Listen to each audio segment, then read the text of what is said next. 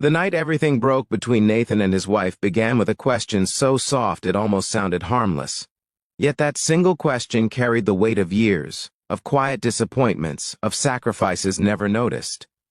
When Rebecca finally asked him why he didn't seem to want her anymore, Nathan simply smiled, a tired, almost peaceful smile, and told her the truth that had been buried in his heart for far too long. He told her that the reason he had pulled away was simple. She had already given away what had once belonged to him.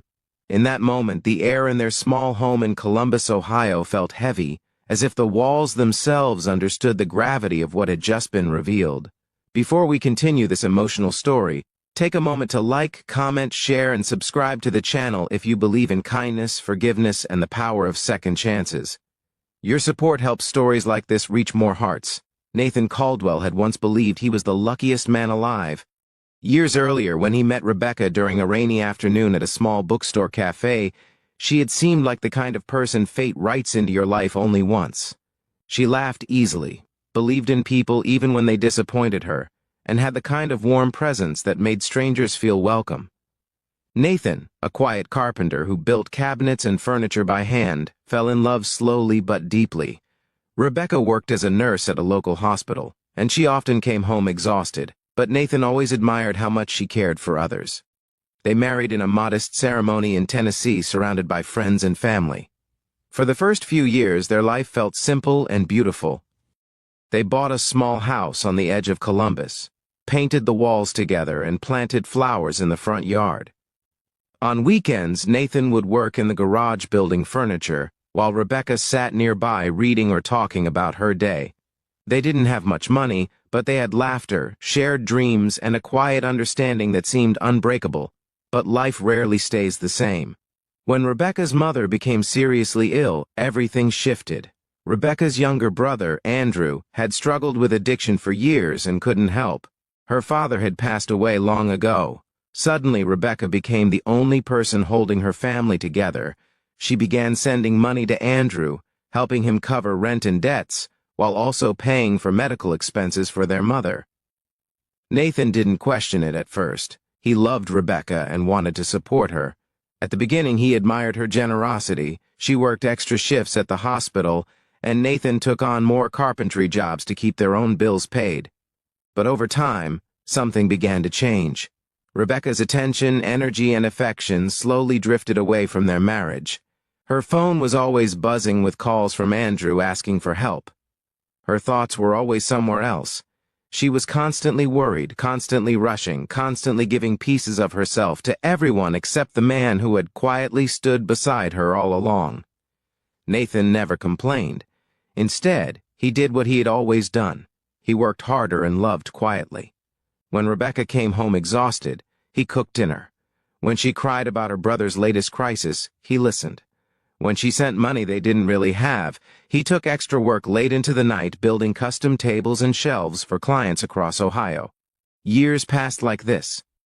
And slowly Nathan began to feel something he had never expected to feel in his own marriage: invisible. It wasn't just the money. It wasn't even the endless emergencies with Andrew. It was the simple things that disappeared. The conversations that stopped happening. The evenings where Rebecca would sit across the room staring at her phone instead of talking. The way she stopped noticing when Nathan cut his hand at work or came home exhausted.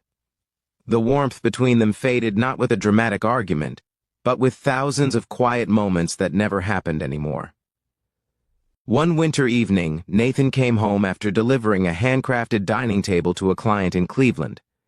He had driven nearly 3 hours through snow to finish the job. His hands were sore and cracked from the cold. He imagined Rebecca greeting him with the kind smile she used to give him. Instead, he walked into the living room to find her anxiously wiring another large sum of money to Andrew, who had once again gotten himself into trouble. She barely looked up when Nathan walked in. She only muttered that she was sorry, but she needed to handle this situation quickly. Nathan nodded, said nothing, and quietly went to the garage.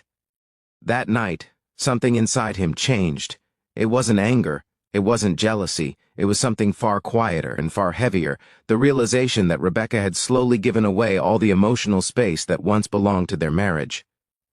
Years later, the consequences of that slow shift finally surfaced in the moment that began this story. Rebecca had noticed the distance growing between them. Nathan had stopped reaching for her hand. He stopped suggesting date nights. He stopped trying to start conversations that would end in silence anyway. When she asked why he didn't want her anymore, Nathan didn't raise his voice. He didn't accuse her. Instead, he simply explained that what he had once needed from her, her attention, her partnership, her love, had been given away piece by piece to everyone else. Rebecca sat there stunned. For the first time in years, she saw their life clearly. She remembered the early mornings when Nathan used to make coffee and sit beside her before work. She remembered the nights he stayed up late fixing things around the house so she wouldn't have to worry. She remembered the way he always defended her choices, even when others criticized her. And suddenly she realized something painful. Nathan had never stopped loving her. He had simply stopped fighting for a place in her life where there was no room left. The silence between them that night lasted a long time. But something else appeared inside that silence, understanding. Rebecca finally began to see the years of quiet sacrifices she had overlooked. She saw the man who had stood beside her without demanding attention, without asking for praise, without ever threatening to leave. She realized that while she had been trying to save her family, she had slowly been losing the person who had always been her home. The next weeks were not easy.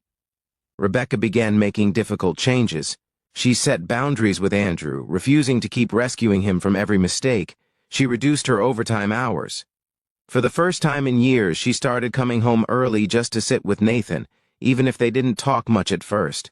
Nathan noticed the effort, but healing takes time. Trust grows slowly, just like distance once did. Some evenings they would sit on the porch watching the sunset over their quiet neighborhood. Other nights Nathan would show Rebecca new pieces he was building in the garage. Little by little, conversations returned, laughter returned, and most importantly, presence returned. Rebecca began to understand that love isn't just about sacrifice, it's about remembering the person who walks beside you every day. And Nathan, though cautious, began to let his heart open again. If this story has touched your heart so far, please take a moment to comment and tell us where you're watching from. Your messages mean more than you know. Months later, on a warm spring evening, Nathan and Rebecca planted new flowers in their front yard, just like they had done during their first year of marriage. It felt symbolic somehow. Not a fresh start exactly, but a repaired foundation. Rebecca had learned that sometimes love doesn't disappear. Sometimes it simply waits quietly in the corner of a room, hoping someone will notice it again. And Nathan had learned that honesty, even when painful, can sometimes save what silence slowly destroys. Before this story ends, here is a special request. If you believe relationships can survive mistakes, write the word hope in the comments. Because the truth is, not every marriage ends when something is broken. Some relationships grow stronger when people finally see what truly matters. If this story moved you, made you reflect on your own relationships, or reminded you of someone who deserves appreciation today, please like the video, share it with someone who might need to hear it, and subscribe to the channel for more heartfelt stories. Sometimes the most powerful words in a marriage aren't grand promises.